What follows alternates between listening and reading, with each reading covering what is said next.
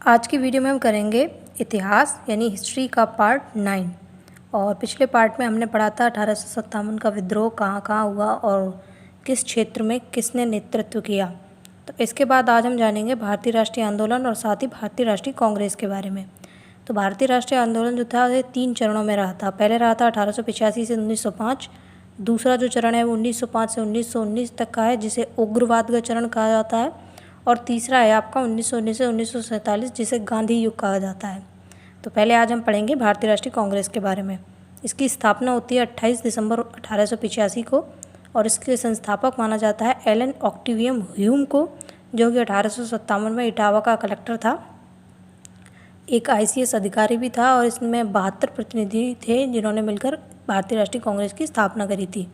Hermit of Shimla इसको बोला भी जाता था एलन ऑक्टेवियम ह्यूम को, यानी AO ह्यूम को। और इस समय जो वायसराय था वो था डफरिन। 1884 में इंडियन नेशनल यूनियन की स्थापना की गई, जो कि AO ह्यूम ने की, और उसी के तहत इसकी INC यानी इंडियन नेशनल कांग्रेस की स्थापना की गई। और जो आपका AO ह्यूम है, इसकी जीवनी विलियम बेडरबन ने लिखी थी। कभी आपसे पूछ लेता है एग्जाम में, तो उसके लिए याद रख लीजिए। और लाला लाजपत राय ने अपने पत्र यंग इंडिया में सेफ्टी वॉल्व सिद्धांत प्रस्तुत किया था। अब कथन देख लेते हैं जो कांग्रेस के बारे में दिए गए हैं। अरविंदो घोष ने कहा था कि कांग्रेस भीख मांगने वाली संस्था है, साथ ही सूक्ष्मदर्शी अल्पसंख्यकों की संस्था है, ऐसा कांग्रेस के बारे में डफरिन ने कहा था। BG तिलक ने कहा था कि वर्ष में एक बार मेंढक की तरह टर्राने से कुछ भी हासिल नहीं होगा। और बंकिम चंद्र चटर्जी ने कहा था कि कांग्रेस के लोग पदों के भूखे हैं। तो ये कुछ ऐसे कथन है जो कांग्रेस के बारे में कहे गए और कई बार एग्जाम्स में पूछे भी गए हैं, तो ये इम्पॉर्टेंट है। इसके बाद कांग्रेस के 2 प्रमुख वो माने जाते हैं, नरम दल और गरम दल। तो नरम दल में कौन कौन से नेता थे? वो थे दादा भाई नौरोजी, WC बनर्जी, रास बिहारी घोष, गोपाल कृष्ण गोखले, बदरुद्दीन तैयब जी और दिन शाह वाचा। नरम दल यानी कि ये शांति से बातचीत करने वाले लोग थे। गरम दल जिन्हें उग्र कहा जाता था। तो आप जानते ही हैं, लाल बाल पाल से फेमस थे। तो लाल थे लाला लाजपत राय जी, बाल थे बाल गंगाधर तिलक और पाल थे बिपिन चंद्र पाल। अब हम जानेंगे कि कांग्रेस के जो अधिवेशन है वो कौन कौन से अधिवेशन रहे, उनमें क्या प्रमुख बात थी, स्थान कहाँ था यानी कहाँ पर हुआ, और साथ ही उसका वर्ष क्या था और अध्यक्ष कौन था। जो सबसे पहला जो अधिवेशन होता है वो 1885 में होता है, जब इसकी स्थापना हुई।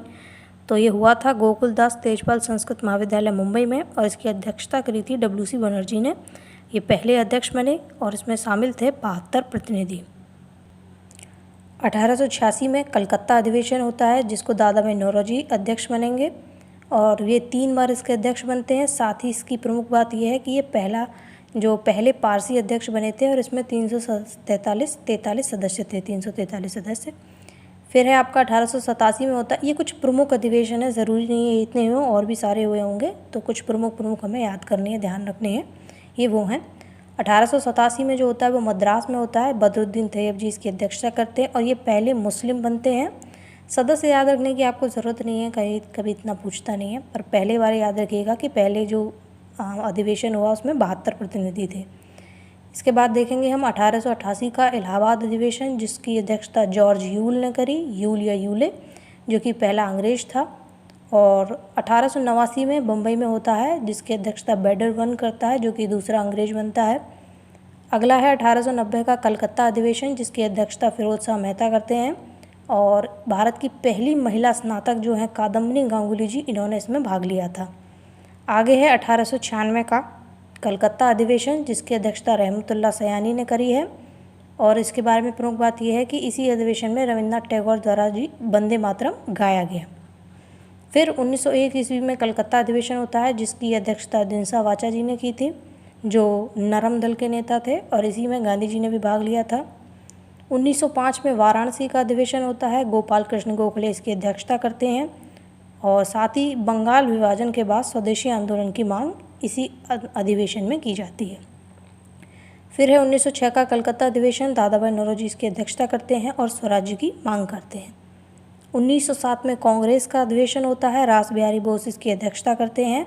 इसी अधिवेशन में गरम दल और नरम दल का विभाजन होता है। 1911 का कलकत्ता अधिवेशन, विशन नारायण धर इसकी अध्यक्षता करते हैं और जनगण मन इसमें पहली बार गाया गया। 1916 का लखनऊ पैक्ट, जिसे अंबिका चरण मजूमदार अध्यक्षता करते हैं, और नरम दल, गरम दल और मुस्लिम लीग इसमें एक हो जाते हैं। कुछ इंपॉर्टेंट फैक्ट जो हैं इनसे रिलेटेड क्वेश्चन पूछे जाते हैं कि जैसे आपसे पूछा जाएगा कि पहली बार जनगण मन कौन से अधिवेशन में गाया गया, या फिर मुस्लिम लीग, नरम दल और गरम दल पहले एक जो हुए वो कौन से अधिवेशन के तहत हुए, और इनका विभाजन कौन से अधिनियम में हुआ था। आगे है आपका 1917 का कलकत्ता अधिवेशन, जिसकी अध्यक्षता एनी बेसेंट करती हैं। ये विदेशी हैं और पहली महिला अध्यक्ष हैं। जब भी आपसे पूछा जाए कि पहली महिला अध्यक्ष कौन है तो वो एनी बेसेंट होंगी। अगर आपसे पूछा जाता है कि पहली भारतीय महिला अध्यक्ष कौन है तो वो सरोजनी नायडू होंगी, जिसे हम आगे पढ़ेंगे। इसके बाद है 1918 का दिल्ली अधिवेशन, जिसकी अध्यक्षता मदन मोहन मालवीय जी करते हैं, और अध्यक्ष तो बाल गंगाधर तिलक को बनना था, लेकिन वो ब्रिटेन चले जाते हैं, इसलिए मदन मोहन मालवीय जी को बना दिया जाता है। 1920 का नागपुर में होता है, वीर राघव इसकी अध्यक्षता करते हैं। 1920 में ही कलकत्ता का एक विशेष अधिवेशन होता है, जिसको लाला लाजपत राय इसकी अध्यक्षता करते हैं। गांधी असहयोग आंदोलन का प्रस्ताव रखा गया, जिसका विरोध किया गया, और विरोध किसने किया? एनी, मालवीय, जिन्ना और चित्तरंजन दास जी ने। फिर 1923 का विशेष अधिवेशन होता है दिल्ली में, जिसकी अध्यक्षता अबुल कलाम आज़ाद करते हैं, और ये सबसे कम उम्र के अध्यक्ष बनते हैं, जो कि 35 वर्ष के थे।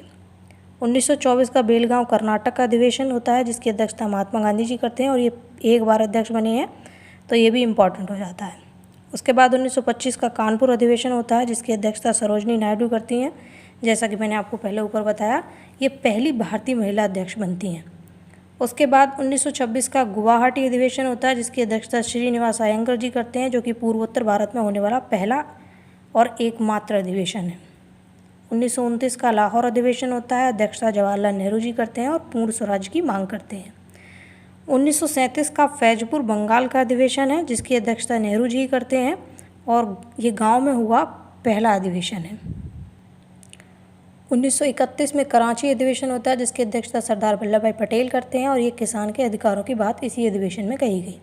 फिर 1938 में हरिपुर गुजरात का अधिवेशन होता है, जिसकी अध्यक्षता सुभाष चंद्र बोस करते हैं। 1939 में त्रिपुरा मध्य प्रदेश का अधिवेशन होता है, इसमें सुभाष चंद्र बोस ने पटाभी सीतारमैया को अध्यक्ष पद के लिए हरा दिया था, लेकिन 1939 ईस्वी में सुभाष चंद्र बोस जो कांग्रेस छोड़ देते हैं और राजेंद्र प्रसाद को अध्यक्ष बनाया जाता है। 1940 का रामगढ़ अधिवेशन होता है, जिसकी अध्यक्षता अबुल कलाम आज़ाद करते हैं, और ये सबसे लंबे समय तक अध्यक्ष रहते हैं। 1946 का मेरठ अधिवेशन, जेबी कृपलानी इसकी अध्यक्षता करते हैं, और स्वतंत्रता के समय जो अध्यक्ष थे वो जेबी कृपलानी ही थे, ये आपको याद रखना है। फिर 1948 का जयपुर अधिवेशन होता है, जिसकी अध्यक्षता पटाभी सीतारमैया करते हैं। इसकी खास बात कुछ ये आपको याद रखनी है कि 4 अंग्रेज अध्यक्ष हैं। देखिए, यूले जो कि पहला अंग्रेज अध्यक्ष था जिसने इसकी अध्यक्षता करी 1888 में, वेडबर्न दूसरे थे 1889 में, वेब थे तीसरे 1894 और कॉटन 1904। तो यानी कुल मिलाकर 4 अध्यक्ष थे जिन्होंने भारतीय राष्ट्रीय कांग्रेस की अध्यक्षता करी अधिवेशनों की, और 3 महिला, एनी बेसेंट 1917 में, सरोजनी नायडू 1925 में, और नलिनी सेन गुप्ता ने 1933 में कांग्रेस के अधिवेशन की अध्यक्षता की।